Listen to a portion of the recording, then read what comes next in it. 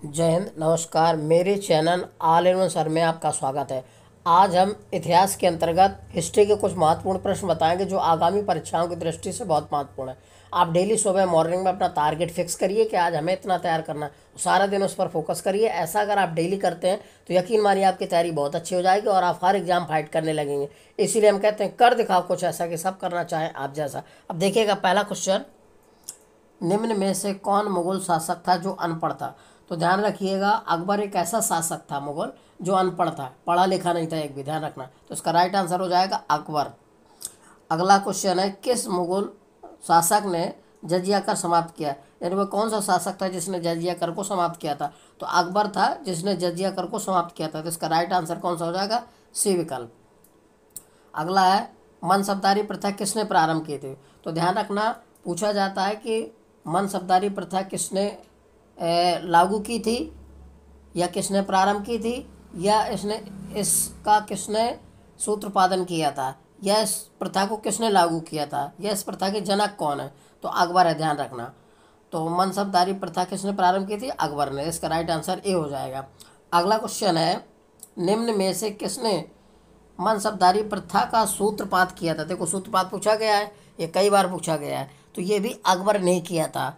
तो इसमें लिखा है जहांगीर, शेरशाह, दो विकल्प नहीं है इसमें, तो अकबर, ये इसका भी आंसर क्या है? अकबर, ध्यान रखिएगा। अगला क्वेश्चन है, अकबर अपना धार्मिक विचार विमर्श कहाँ करता था? तो अकबर जो है अपना धार्मिक विचार विमर्श इबादत खाना में करता था। इसका राइट आंसर हो जाएगा सी। अगला है, प्रयाग नगर को इलाहाबाद अल्लाह का नगर नाम किसने रखा था या किसने दिया था? तो ये दिया था अकबर ने, ध्यान रखना। प्रयागराज जो नगर है उसका नाम इलाहाबाद अल्लाह का नगर नाम किसने रखा था? अकबर ने। अगला है, अकबर का अभिरक्षक कौन था? तो अकबर का अभिरक्षक कौन था? बैरम खां। यानी कि सेनापति कौन था? रक्षक संरक्षक कौन था? बैरम खां था। जब वो 13 वर्ष की आयु में उसको राजविवेश किया गया था तो उसको अंगरक्षक यानी कि अभिरक्षक या संरक्षक कौन बनाया गया था? बैरम खां। इसका राइट आंसर ये हो जाएगा। अगला क्वेश्चन है, हल्दी घाटी की लड़ाई किसके बीच हुई थी? अकबर और राणा प्रताप सिंह के, अकबर उदय सिंह के, अकबर और महाराणा राणा सांगा सिंह के, मेदिनी राय और अकबर के बीच? तो ध्यान रखिएगा, हल्दी घाटी की लड़ाई जो हुई थी 1576 ईस्वी में मेवाड़ के शासक राणा प्रताप सिंह और अकबर के बीच हुई थी। कब हुई थी? 1576 में। हल्दी घाटी की लड़ाई कब हुई थी? 1576 में। अकबर और मेवाड़ के शासक कौन? राणा प्रताप सिंह के बीच हुई थी, ध्यान रखना, 1576 में। तो इसका राइट आंसर ए हो जाएगा। अगला है, कलानौर में राजभिवेश यानी कि राजभिषेक के समय अकबर की मृत्यु कितनी थी? यानी कि जब अकबर का राजभिवेश हुआ था तब कितने साल का था, यानी कि अकबर की उम्र कितनी थी? तो 13 वर्ष का था। जब उसका राज्यभिषेक हुआ था तो 13 वर्ष का था मात्र। अकबर कितने का? 13 वर्ष का था। इसका राइट आंसर ए हो जाएगा। अगला है, अकबर के प्रारंभिक दिनों में उसका रीजेंट कौन था? तो अकबर के प्रारंभिक दिनों में उसका रेजिडेंट कौन था? ध्यान रखना, बैरम खां था। कौन सा? बैरम खां को बनाया गया था, बैरम खां। अकबर के प्रारंभिक यानी आरंभिक या कहे या प्रारंभिक, उसका रीजेंट कौन था? तो बैरम खां। इसका राइट आंसर बी हो जाएगा, ध्यान रखिएगा। अगला क्वेश्चन है, अकबरनामा किसने लिखा था?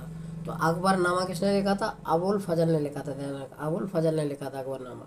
अगला, फतेहपुर सीकरी का निर्माण किसने किया था या करवाया था? तो अकबर ने, ध्यान रखना। फतेहपुर सीकरी का निर्माण अकबर ने करवाया था, अकबर द्वारा बनवाया गया था फतेहपुर सीकरी का। ठीक है। अगला है, दीन ए इलाही बनाने का मूल उद्देश्य क्या था? तो दीन ए इलाही एक नया धर्म था, अकबर ने बनाया था। तो ये किसके लिए बनाया था? विश्व बंधुत्व के लिए बनाया था। किसके लिए? विश्व बंधुत्व। इसका राइट आंसर ए हो जाएगा, ध्यान रखना।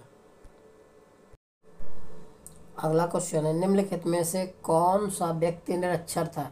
कहने का मतलब है कौन व्यक्ति, यानी कि वह कौन सा व्यक्ति था या कौन सा शासक था जो अनपढ़ था। निरक्षर का मतलब ये होता है। तो अकबर निरक्षर व्यक्ति था, ध्यान रखना। यह पढ़ा लिखा नहीं था, अनपढ़ था। तो अकबर क्या था? निरक्षर व्यक्ति था। अगला क्वेश्चन है, अकबर का प्रसिद्ध राजमंत्री कौन था? तो अकबर का जो राजमंत्री था कौन था वो? तो ये था राजमंत्री, ध्यान रखना, टोडरमल था। अकबर का प्रसिद्ध राजमंत्री कौन था? टोडरमल को राजमंत्री बनाया गया था। अगला क्वेश्चन, निम्न में से दीन ए इलाही का सदस्य कौन बना था? तो ध्यान रखना, जब पूछा जाए दीन इलाही धर्म का सदस्य, धर्म का कौन सदस्य बना था, यह सबसे पहले किसने स्वीकार किया था?